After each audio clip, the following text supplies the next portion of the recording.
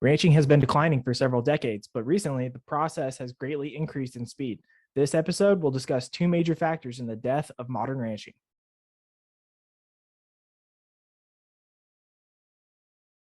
Welcome to Hashknife Hangouts. I'm Calen. Brandon is my co-host and father. He sits his happy bearded self on the other side of the screen. So please join our story and journey by hitting those like and subscribe buttons. We welcome all comments and look forward to hearing from viewers.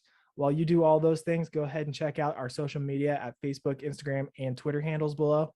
A big thanks to all of our faithful followers and to today's topic, economic and social realities of ranching.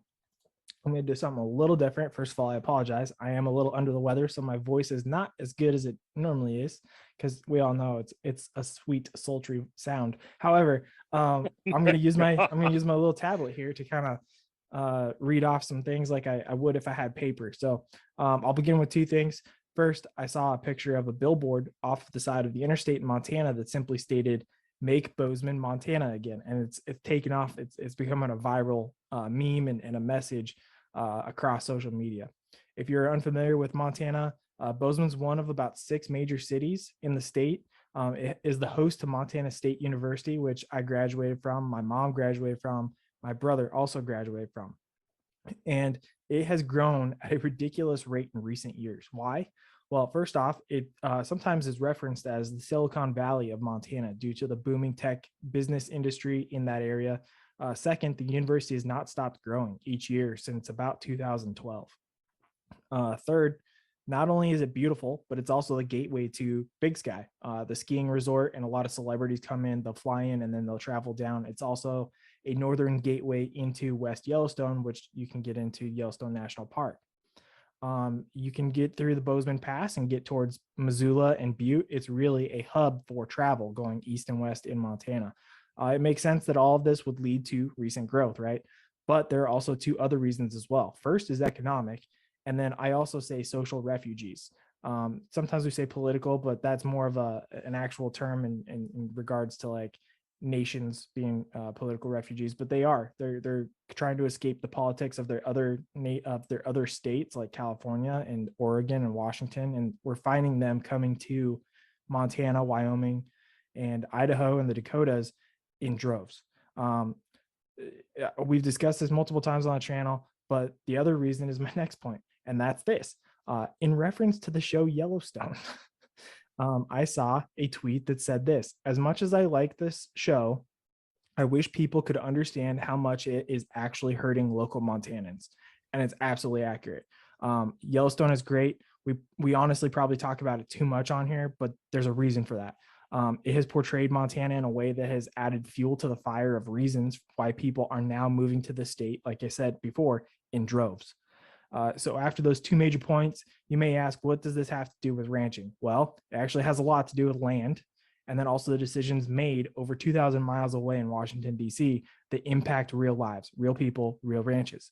Today, we will discuss why some of these refugees, again, as I call them, have negatively impacted our state, and also look at the economic decisions made in D.C. that are slowly eroding away our work and lifestyle until it's going to be gone. And the end is near if we don't stop.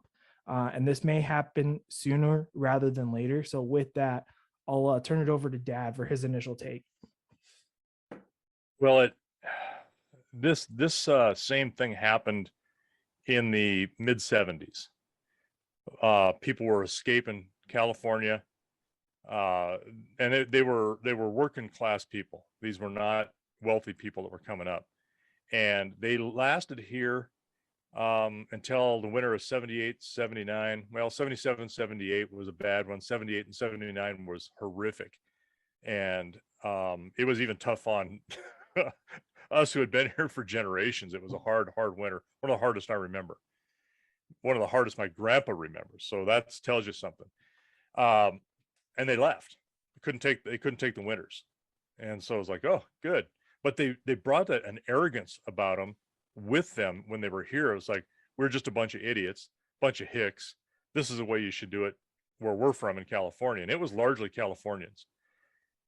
They left. They froze out, and we were all, I mean, it was a giant rejoicement around the state and areas like good riddance. You know, we don't want them here if they don't want to fit into what they're coming to. There's a reason why they came here in the first place and escaped what it was. And then it wasn't near as bad. I think at that time, you probably, oh, Jerry Brown, Moonbeam Brown was the governor at the time. And they were doing a lot of things with their increase in taxes, a lot of government giveaway type things in the early stages. And so forced those people up. They went back home to what they knew. Thought, oh, it's better to be there than it is to be in this cold weather. So you fast forward now to where we're at in the last couple of years, and we've always had some infiltration of those folks. In fact, it was about 6 weeks ago, 2 months ago, I happened to be talking to an individual who was very proud of the fact that he moved here, he and his wife, from California about a dozen years ago. And now they've had horses. She really likes horses, and now they know what the country lifestyle is about. And I'm listening to this. They, just got a 20 acres or 10 acres or something. And I kind of sat there, and apparently I had a smirk on my face because I've heard this before. And he looked at me and he goes, you know what? I can tell by the look on your face. I've seen this before myself, how, what you guys think of us. And I was like, I didn't say a word, but the biggest thing that he said that caused this was, you guys should be glad we're here, because we cause you to think differently than the way you guys have always thought. Now, if that isn't arrogance about you people need to learn how we live, and you're better off for it than to have the lifestyle you have. And that is the epitome of why this is going to continue with that attitude to escalate in a counterclockwise spiral. Yeah. Well, I agree. There's a lot of, I can make a lot of parallels to that in history, but whatever. Exactly. That's yeah.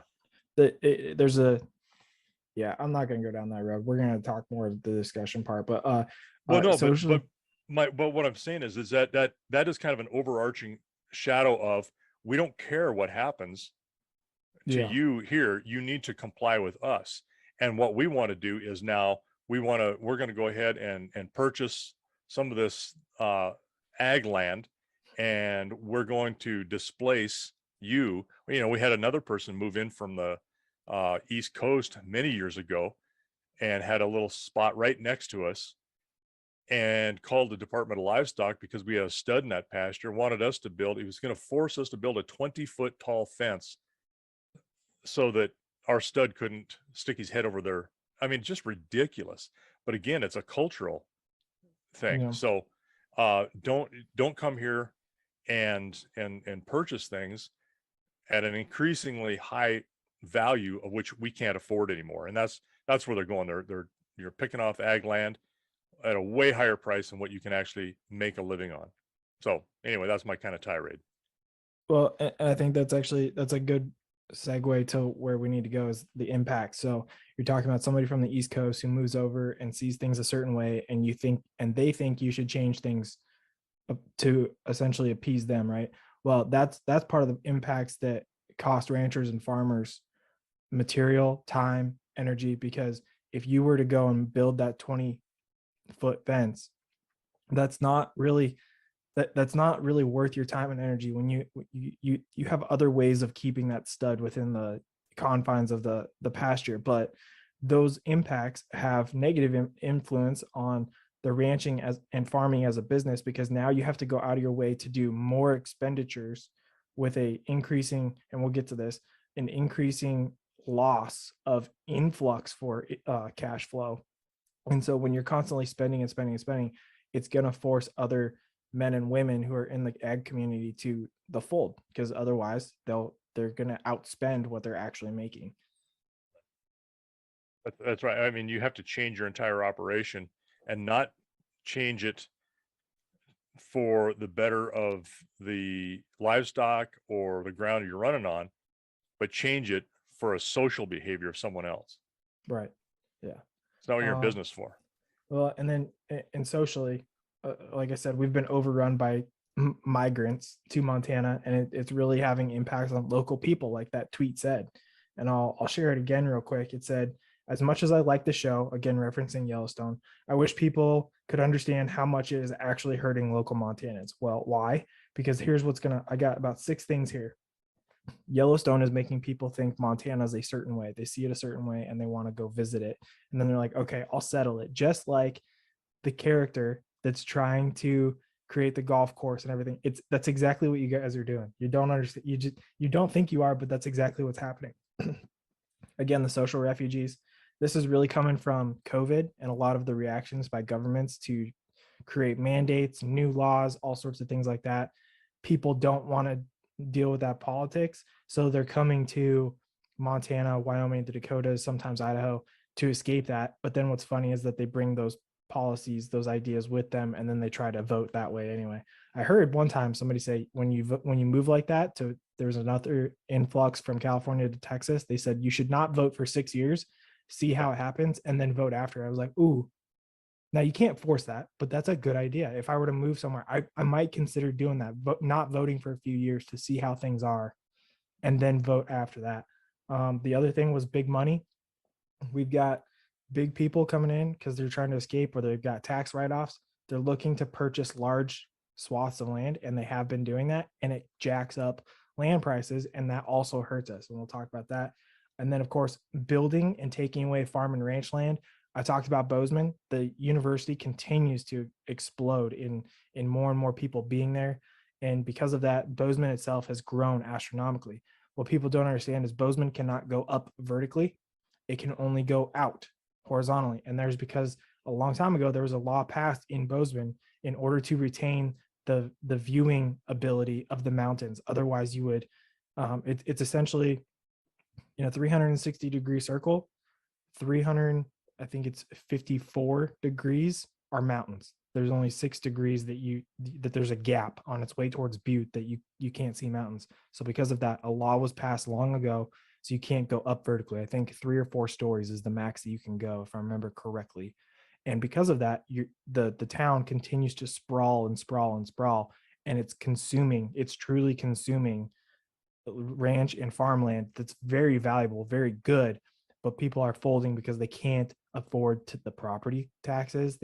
They are seeing where the things are going and they have to cut their losses. And then finally, my last point before I let Dad jump in here and we can go down the list, the American Prairie Reserve.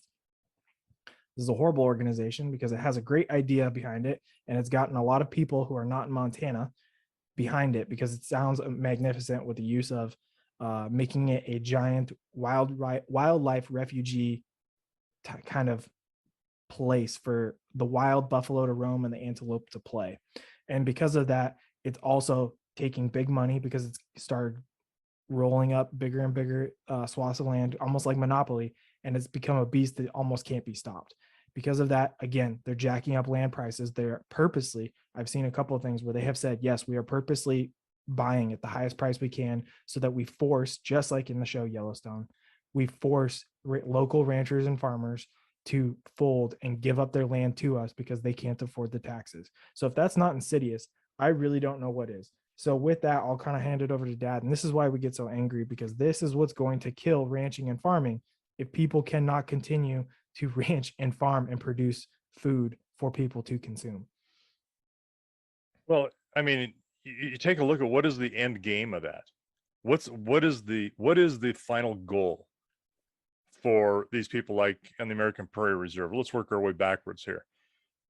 It used to be called a concept called the Big Open, which was to take all of the fencing, all of the infrastructure, everything away from that northeastern part of the state and make it like a buffalo preserve. And you said refugee instead of refuge, but you're right. Yeah, It's, I mean, yeah. it's, Well, because it kind of made me chuckle inside because yeah, what it they is. what they are doing though is I think they're acquiring buffalo either Yes. through ranchers or through the park. Yes. And they're Park. taking them, and they're kind of like refugees. They're taking them and putting them in trailers and then dropping them off in this giant refuge. Right. And again, it's where the antelope can play and the buffalo roam. Like it's like that's what the goal is. Right, and that's how they do that. I mean, they're giving a Disneyland view for the general public so that Yeah. you can support it. But what it is, it's for only those who it's a private park, if you want to put it any other way. Right. Yeah. And it's funded by wealthy Europeans, a guy named Hans Wies. Which think I he's have an issue Swiss. with people outside the United States owning United States land, Absolutely. because I don't Absolutely. think, I'm not sure if any other country in the world allows you to do that. If they do, it's only like a house or something. That ain't much. Yeah. I don't know. Very, very Yeah. strict limits on it. But what happens? What is the end game for that? It's just to consume all of this land for an idea. Right. And again, this Disneyland view of, this wild American Serengeti is another word for it.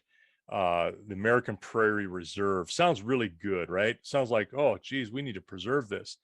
What they're doing is displacing farmers and ranchers, just like you said, and jacking the price up, paying exorbitant amounts to people with small places so that they can acquire it. But then those who border it can't afford the taxes, because our taxes don't stay the same. They're based on your land value. And that's where the insidious part of this is.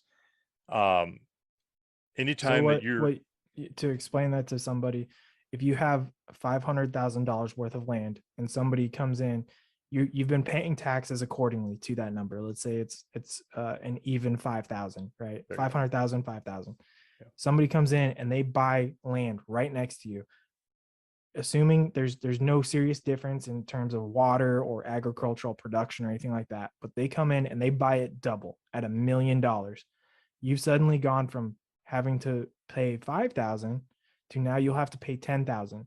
Now your operating costs may have you're like, oh, it's only $10,000. Yeah, got it. But the margins are so slim that 5,000, that double in the tax rate, that may force you to not be able to continue to make it, even make it even. So you're in the red constantly and you cannot get out of the hole.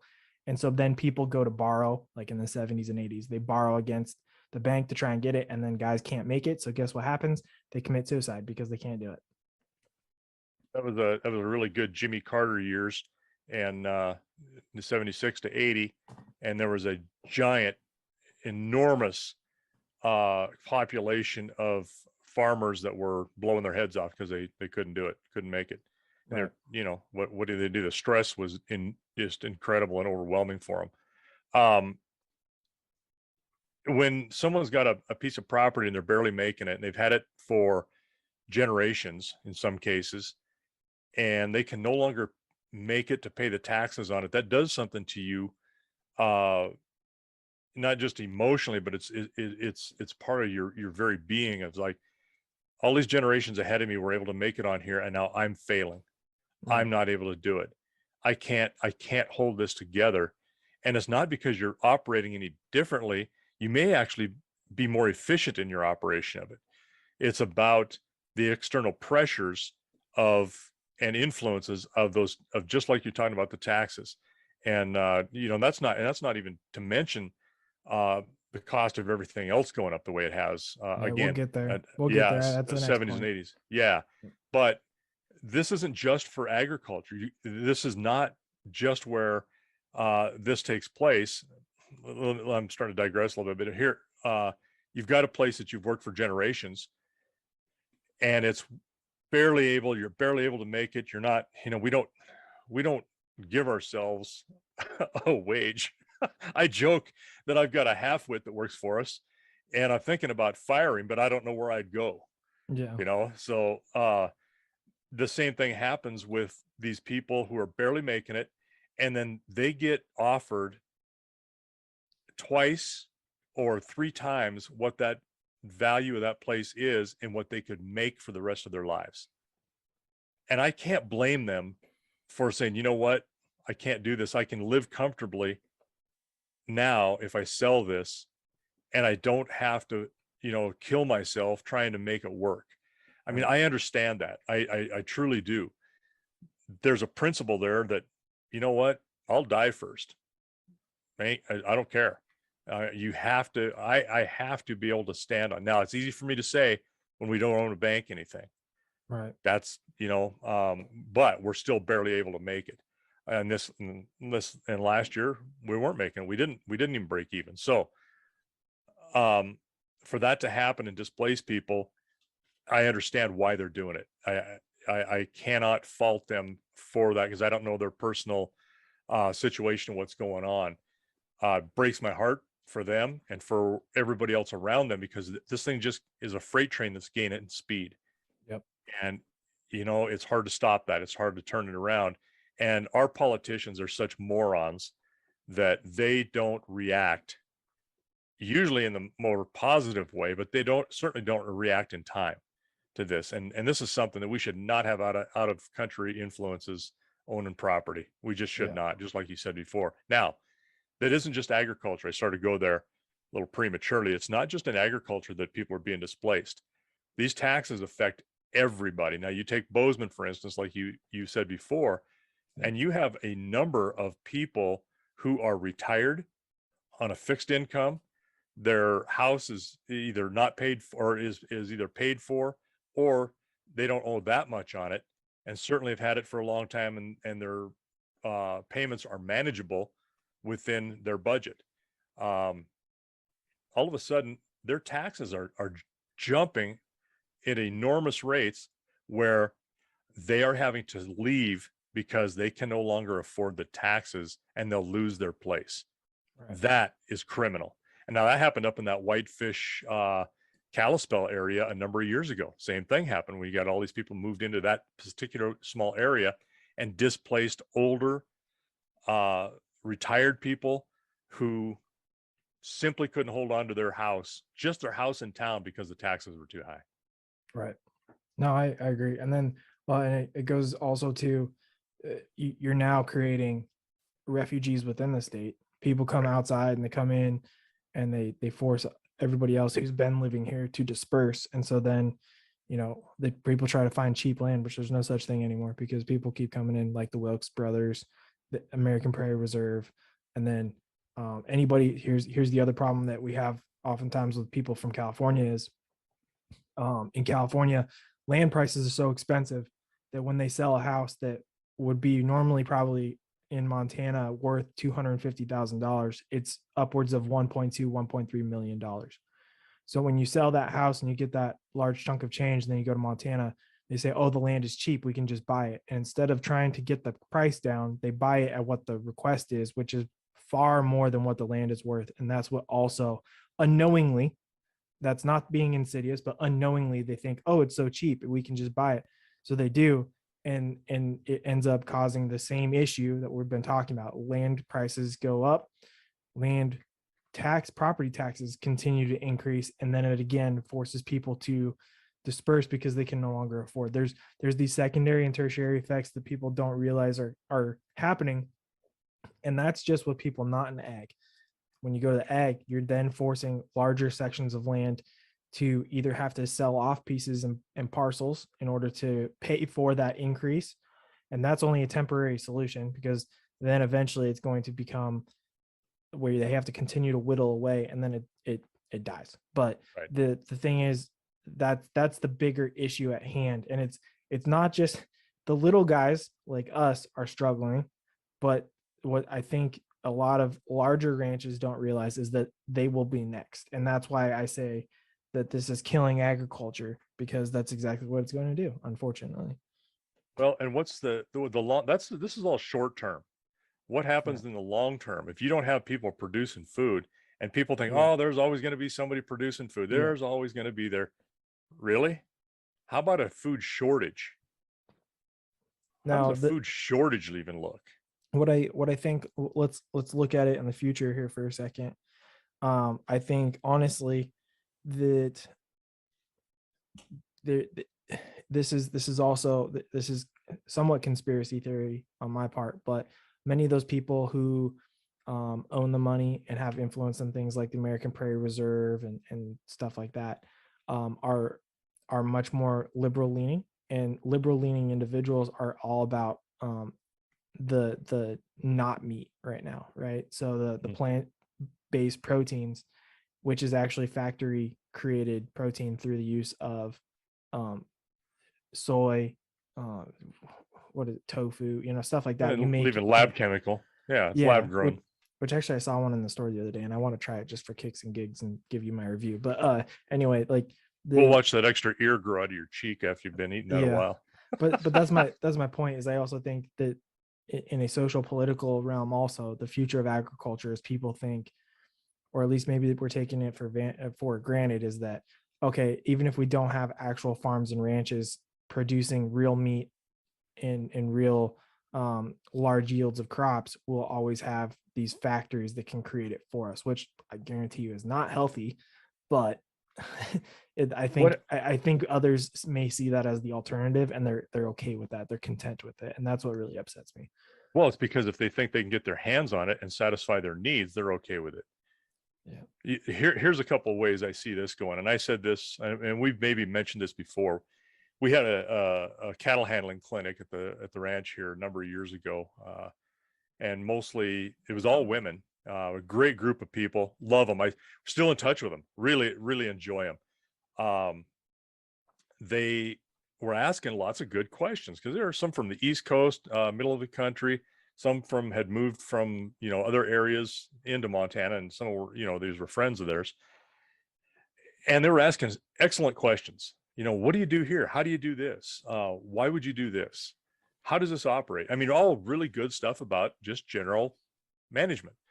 And I said, look, there's a problem here, and one of them is taxation. And it was this very thing we're talking about, and land prices. And I told him, I said, I can see the day, and I hope it never happens, but I can see the day when you start to have government regulation, which we have plenty of anyway in everybody's life, whether they realize it or not. Right. They've got it. And there's a time when we will not be able to make it in agriculture, not just us, but a lot of other people. And the government will step in and say, oh, we've got a problem here. Holy cow, we got to solve this. And the government's always there to help you, right? And that's the last thing you want to hear. And they'll tell you, you know what? You know how to run this land. We will go ahead, and instead of seizing your property because you can no longer take, or make enough to pay the taxes on it, we will allow you to be stewards or some other buzzword to produce food for the government, and we'll allow you to live here. And they looked at me like I had 6 heads, and you could see the same thing going through. It was like, oh my God, he's a conspiracy nut. Right. But guess what? We're in several steps headed in that right direction. Now, the problem with that is, one, the government can't run anything without failing at it. And by failure, I mean not run it efficiently, not run it so that it is seamless, doesn't have gaps in supply or production. I mean, they can't do a damn thing right except collect money. Yeah, And I can tell you from a military perspective, there's no such thing as efficiency. The amount of the millions of dollars that are wasted every year is ridiculous. Yeah, I mean, and so if you have that entity running a food supply, how well is that going to go? Right.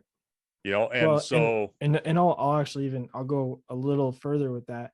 I saw something on Facebook yesterday, and it was a Iowa dairy farmer who explained how somebody was kind of making fun of him, said, hey, you expect dairy cows to live 15 years, but on average they only live 5.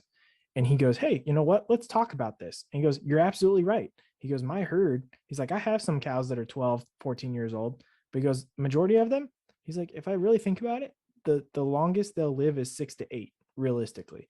But he goes, this cow right here, and he talks about her, he goes, she'll be going to market in 2 to 3 weeks, and then from there she will be butchered. Guess how old she is? She's not even 3. And he goes, the reason why is because her milk production is lower than everybody else's. And he goes, now here's the point, and this is exactly what you're talking about. He's like, I can sit there and I can hold that cow for 15 years or 20 years. Some people think. He said, if the cow is held for 20 years, it has been under such delicate care and so much amount of time that it's no longer efficient to do that. Like, that's ridiculous. Great genetics that happen to line up correctly. But then also still just the medical care that animal is receiving, right? But his point was, the people who think that all animals should live to 15 have never understood what it's like to be hungry. You're taking that from a point of view where you have always had the ability to have food on the table. And he goes, what this animal does, if I were to hold this animal for 3 to 6 more years, just because I felt like it wasn't necessary, I didn't feel like that was truly what happens for the cow. Because I felt bad, because of my emotions, I should hold on to this cow for longer than I really need to. One, that's not efficient as a business, just like you're talking about. And two, that's not fair to people who are starving. If there's real famine, that animal needs to be consumed, because guess what that animal can do? That large Holstein cow that he has can probably feed a family of 4 for the next year. And so the fact that, you're holding on to that cow for another 3 to 6 years when there's indeed a famine going on at this point, like that's very unrealistic expectation. And so I thought he had a great job. I think it's Iowa Dairy Farmer. If you look him up, he does some great 5 to 10 minute clips, and it was a fabulous way of presenting it and explaining it and saying, hey, you can look around here and you can also see my cows. They live a very comfortable and well cared after life up until the very moment they are slaughtered. And we have said the same thing. Those cows Yes. are out there enjoying their lives, doing whatever they want, kicking and playing, in fact, with the calves, until the absolute moment that there is a bolt that goes through their forehead to kill them and stun them, and then they're slaughtered for consumption of people to eat. Lights out instantly, Mm-hmm. painless, humane death, so that Yeah. you can eat. Yeah, Yeah. no, that absolutely right. And you know what? We don't do that. He's with a 5-year-old cow in a dairy farm. He's given that cow quite a life to prove herself. Really, Oh, right. seems to Yeah. me like. I mean, I don't know that much about dairy, So, the and I dairy have industry. seen this guy once also, the last probably 48 to 72 hours. He has a robot as well. So there's a process that he really does very minimal milking and everything on his part, but he makes sure everything's ready to go and it's all Yeah, prepped, because the cows try to go through there's pellets at the end of it. So yeah, there's like a treat. They end up lining themselves up, and he for doesn't even sure. have to gather them. And so sometimes they'll come through a couple hours later and the machine goes, nope, they haven't produced enough milk, and they kick them right out and they don't get pellets, but they'll keep coming back. And he goes that, it's just part of the process, but the computerization and the use of those robotics helps him understand which cow is producing and which is not. And he said that particular cow, where everybody else was producing around 100 gallons a day, she was only producing 50. And so because of that, it's very clear she needs to go to market despite her Pounds or age. must be pounds or pounds, I bet. Probably pounds. Sorry. Yeah, Yeah, yeah. pounds. I would say because 50 gallons of milk's a Yeah. ton, but 50 Yeah. pounds is, yeah. Yeah. He's using RFID technology, I'm Yep. sure, Yep. and And he it's can all by track himself. everything. It's And that's fantastic. something else that you've explained too, is despite all these things and all the land that's being consumed, we're still outproducing the generations before, Oh because yeah, of the efficiency and the ability and the knowledge that we have gained as a ranching and farming community over the last 100 years. And it's absolutely incredible. yeah. No, that's right. The ground in a lot of cases could grow more fertile, was less depleted, Right. but the amount of work that you could do to plant and get, for instance, in wheat, you couldn't put up what we can do today. It's just amazing. So, yeah, that's really good. If he's going that long, most animals for consumption are 36 months old on average, in, 18 to in our 36 in our industry, yeah. in I would, our industry. if Yeah. I were to guess, those dairy cows are probably getting slaughtered, and they're mostly probably going to be just ground beef, because there's Oh not yeah, I'm much sure. there. Right. Yeah. Yeah. Not on an older cow like that. I mean, that's No. where they would go. But you know what? I've said it before. Ground beef is the staple of the meat. Right. It's like the flour for baking. It's ground beef is what everybody likes to get. It's relatively cheap, and you can't hardly screw it up. That's You very can, true. but it's very Yeah. tough to do. You almost got to try or ignore it. But uh, so yeah, glad to see that. People don't understand where their food comes from. They truly don't. They just think it's going to be there.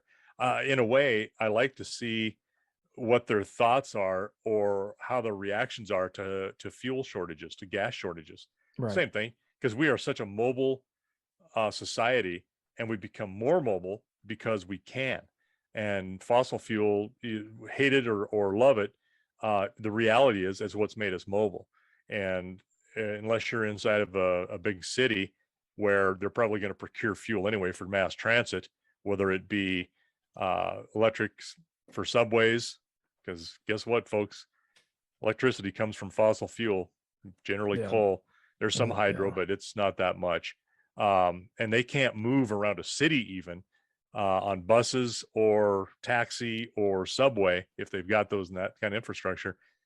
Now, what are you going to do? You're going to have to be walking if that's even feasible. And so that is a shortage for your consumption. May not be food, may not make you hungry or your belly full, but it's still for you to be able to get to work, do what you need to do to go and try to get food that may not be there. This is headed on a really bad trajectory. Well, and that I mean, you're talking fuel, but people may also go, well, how does fuel connect to agriculture? Well, actually, the use of corn, you're taking a food source and you're forcing it into fuel usage. I mean, there's another downside for you. The ethanol, the whole ethanol usage mandated into fuels. Yeah, it's we have talked about that before, but my point, the whole point to that is fuel is a commodity that we need.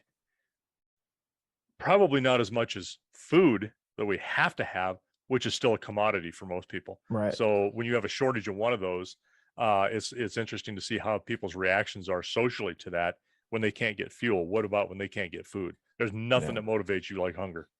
Yeah, no, I agree. Now then I'll move on now to our economic stuff, and you kind of started touching it, but we'll go through it real quick.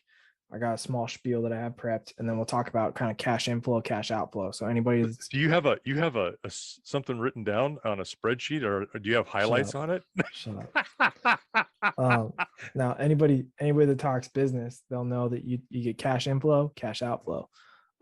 That's also what we have to deal with, but we're struggling with the inflow piece and the outflow piece. That's what's particularly unique about agriculture right now. So like economically, we struggle from operational costs with buying overpriced supplies and increased fuel expenditures. That's currently. The other issue is the lack of income due to the monopolization of the meat industry, which we've discussed before as well. This low inflow and high outflow of cash is actively killing ranches and farms of all sizes. Because they cannot run the businesses into bankruptcies, just like we've talked about before, they end up selling off. Each loss of a farm and ranch is the land that produces, and therefore less food is in the production system and less food is in the stores. And ultimately, there'll be less food on the plate at home. And for example, from us, while there are other small inflows of cash like video sales and stuff like that, they're not very reliable in terms of how often it occurs or anything like that, or sizable in cost. The two real inflows for the ranch are horses and cattle for us, and horses are also not very predictable. Finally, the outflows that we have, and these are just a few that I looked at and I thought were necessary to include, are fuel. We talked about that. Fuel has supposedly increased by 49% over the last year and a half. Materials for building things, acquiring things, like anything that requires maintenance or even just trying to fix things. Like Dad's shown a couple of videos recently of building things so that he can feed the hay and then feed themselves the hay because of the drought, the hay increase plus the operational increase because of fuel, again, increased hay price, and also the transit, the trucking of the hay from one location to another, whether it was in Montana or the Dakotas, or like us, we had to go all the way to Nebraska. The trucking also increased and it was more outflow. Finally, we talked about taxes, property taxes and animal taxes. Don't forget, we also have to pay taxes on animals. And then, of course, there's always the expenditures of, hey, we need a new bull or we need a new stallion, something like that to continue the breeding process. You have to have those. Those are assets, very specific assets, but you still have to pay for them. And then finally, something that people don't realize, but it's important. And you pay taxes on them when you sell them. All right, good point. But the final thing that I'll say before I let Dad kind of go on his part is insurance. People forget we also have to pay insurance, just like everybody else, but on ranch stuff as well. So all those outflows, and we only have horses and cattle to inflow. And again, lower and lower prices for animals when they're selling, and higher costs for operational expenditures and everything, and that's just causing that bigger and bigger gap of being able to actually function. Yeah, I mean, I don't know. We've lived like this, and most people don't live like this, where you're getting particularly for the cattle or people who have grain crops. You're paid once a year, and you don't necessarily know what you're going to get. What you don't know until you go to sell. Most people live literally paycheck to paycheck. Every 2 weeks. If they're like most people, that's when they get their pay, some monthly. But you can see how things are turning in a quick, month or two, where it's trending. We can see where it's trending, but we can do nothing about it until a calf is ready to go to sale. Now we did go to town early with some this year, some pairs, and the reason was we could see where it was trending, but it was a matter of, okay, do we want to lose a lot later, or do we want to lose a little now? I mean, literally, that was the discussion that we had and talked about, and because we knew we couldn't keep them later. Now the prices are up a little bit right now. However, this is That's 4 months later, that's a normal trend though. and January, it's a normal. February, they Yeah, normally it come is. up a little bit after the holiday season. That's correct. But you have to feed those animals until that time to get them there. And if you had the feed, which nobody's got the feed right now, how much are you making? Are you actually breaking even? Are you able to edge out a little bit more, or are you still at a loss? And so in order to make that thing turn and change what you're doing, we're a year out. We're, from the time a calf is conceived in, you're talking June, until it is down the road in market, not that October or that October of the following year, not that year. So you've got a, 283-day gestation, then a growing season, and then they go in the fall. So, you're looking about a year and a half that you're banking on an animal to be able to feed yourself. So that's a very slow turn in how to manage your place. I mean, it takes a long time to be able to get where you need to go. You just don't, make a widget today and Right. sell it tomorrow. It doesn't happen that way. So you can tend to trend behind because there's nothing you can do about it. And when it lines up, it's only because it's happened to line up with say a market demand that's been building for a while, and that's going to happen, we think, a little bit with this last drought and the response to the COVID. Everybody calls it COVID, and I don't. It's a response to the COVID pandemic through our local, meaning state governments and the federal government, and how they've responded to it has caused a lot of problems that we have. Well, and that's also it goes with policies, right? So Yeah. that's where the big two issues are with us right now. It's the outflow, which is operational, and then the inflow, which is the sale of animals. So let's start with inflow. The biggest issue is that everybody saw it last year, but it's died off, and it's the meat packer industry. And the government said, hey, you know what? This is a serious issue. We need to address it. We need to come up with something to help fix that. Another part of that is MCOOL, the country of origin labeling. People, if they know where their beef is coming from, they might decide, hey, you know what? I'd rather have American beef rather than Brazilian or Chinese beef. But that could or could not work out in our favor. But regardless, we think everybody should know where their meat comes from, because you should know where it comes from. But those two things are policies that saw a lot of buzz and talk about over the year, but I haven't seen anything actually get passed or actually happen in order to support farmers and ranchers, because that is what will help bring in the inflow. Now, the outflow, the expenditure part, the operational costs with fuel, those are 100% directly related to the current policies in Washington, D.C. If those policies were like they were probably 2 years ago, we wouldn't have this issue. And people can say, oh, you're being a Trumper, you're anti-Biden. That's not it at all. What I'm saying is that whatever policies were happening at that time, you can look at your bill statements the fuel at that time was cheaper compared to now. And I don't know what they did precisely, and I don't frankly care. But the fact is that operational cost has resulted in everybody's operational cost increasing, and because of that, it continues to go down every single part within the whole agricultural system. And again, when you're living in a lifestyle and a work style that is buying retail all the time and selling wholesale, it doesn't work well. And so when we're buying things retail, because continued increased prices in fuel, it continues to drive that black, or that making it into the even part much harder every year. And that's where really I think the federal government is really messing up. They're not following through with what they said, and they're making policies that are resulting in people having to fold. Well, and part of that is it's smoke and mirrors. We talked about the country of origin labeling, and how one of our senators, Tester, introduced the bill to do that and really tighten that up for cattle. Well, I think you went over the bill, looked at it, all they did is separate cattle out from every other livestock resource on that. So they talked about it. Nothing's happened. I was thinking about that lately too in the shower, because I was tweeting back and forth with him. He said, no, it's a good bill. It really is a good bill. I'm like, I don't know about that. But the problem is, here's really what the problem was. It was an amendment. It wasn't a bill. It was an amendment to a current labeling bill. And if you're going to really do that, here's how it should be done. Your bill should revoke the previous bill and put in the exact wording that needs to be stated, instead of making a freaking amendment.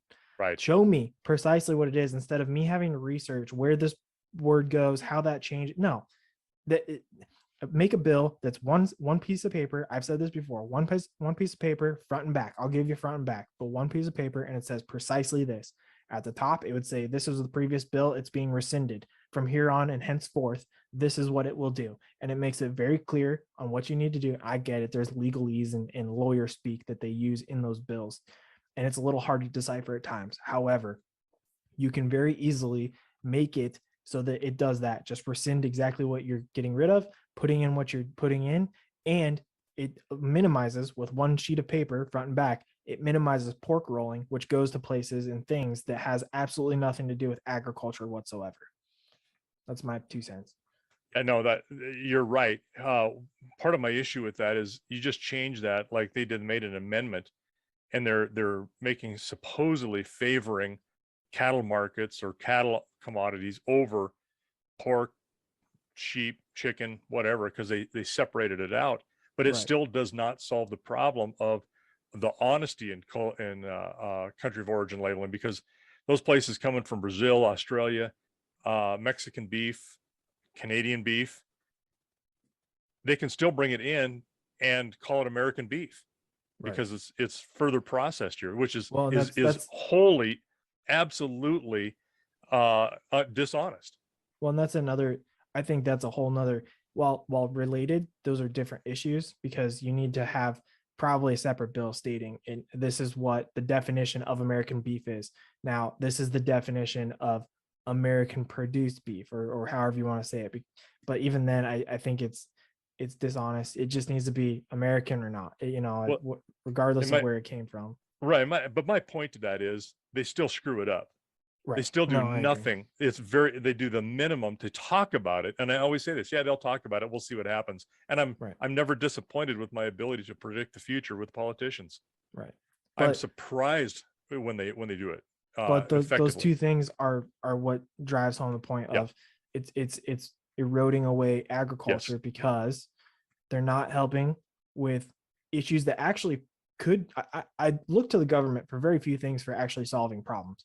But this is something that they could make a very meaningful impact, not just to farmers and ranchers, but to the consumer as well, because that's what would happen. And that goes for everybody. It's a win-win for so many people within the United States. And that's why I say that's something that's tangible. It's something that's very good for the United States. And, again, I don't want to look at the federal government and say, hey, solve my problems. But that is something that they can do that does really good things. And then fix the policies that increase the fuel prices.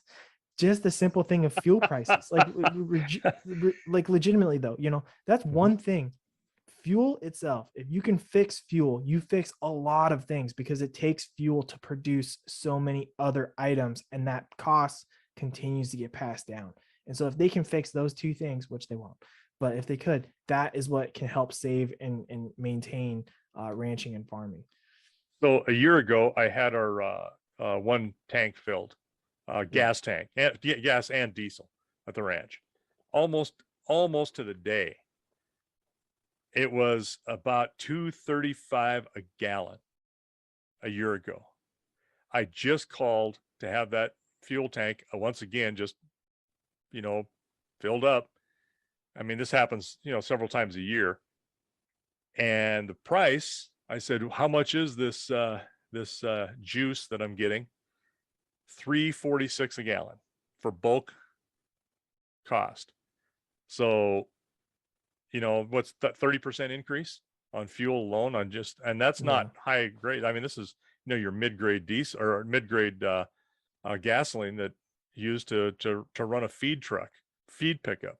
I don't use it for anything else. We don't take out of that for our own car personal use. I mean, I use that strictly for ranch use because I need it there. And so we eat it at the pump for our personal stuff because I'm trying to keep those things separate. And I know it sounds stupid, but you know what? I think it's the right thing to do. Yeah, it's enlightening to me how unenlightened some people are about, these very issues. When I was working at that job that I retired from, one of the guys, my boss, was talking about at that time, this has been 15 years ago, talking about, the taxes. He got his tax bill. His taxes went up on his house. And he goes, and he's looking at me and he goes, I know you got a ranch. You just wait. They're going to start taxing your cows and your horses. I said, where you been? They always have. As an individual, every single one of our cows and horses we have to account for, and they tax us individually. He's like, what? And people looked around and they go, are you serious? Yes. They don't even know that. And they're from Billings, Montana. It was, it's agriculture is what fuels this economy here. And they had no idea. So how can you explain to others what's going on? One of the problems is we've been our own worst enemy in that because we complain about it. We don't have a lot of power to change it. I mean, I do. I contact my senators and representatives, both in writing and on the telephone, and voice my concerns. And but what good does that do? We have a larger group out there that we needed to target, I think, and that is the consumer. Say, hey, this is what we're doing. This is how it's going to help or impact you. This is the reality of it. And we just don't have that big a voice. There's not many of us out there. Well, and that's why we're trying to get on YouTube. Right. And that's the whole purpose of this. Exactly right. We're trying to educate people about what's going on. And we're not a one size fits all. Obviously, we've talked about that before. We're just in one small group or one small outfit that probably represents another small group, but it's all within the same thing. And large producers are not impacted exactly like we are, but they're still impacted by the same issues that we are. Yeah. And I think that's probably a good way to tie it all up. But I think you brought a good point there. It's even though they're from an agricultural community, some people still don't even understand that. And that's why we're trying to spread our word out there, the realities of ranching and farming. But really, it just comes down to like what we talked about today. There's a lot of that social aspect that we're trying to share, make sure everybody understands that, there's real impacts to decisions even one person makes to buy a piece of land, even if it's 10 acres, and they pay exorbitant prices for it. Big organizations like American Prairie Reserve and the impacts they have on farmers and ranchers and honestly a state, because they're also in North and South Dakota as well, or at least they're encroaching upon that. And they are not producers. They are taking production away. Right. Well, and that's it's very much like a city, like in Bozeman. You're buying up the land, but it won't go toward production whatsoever. And so that is what will kill American farming and ranching, if you can no longer produce the crops and the animals and livestock to consume for people. So with that, I think I'll hand it over to Dad. Well, everybody's going to get treated the same today. Like I mentioned earlier, that half wit that works for nothing. We're going to thank you till you're better paid.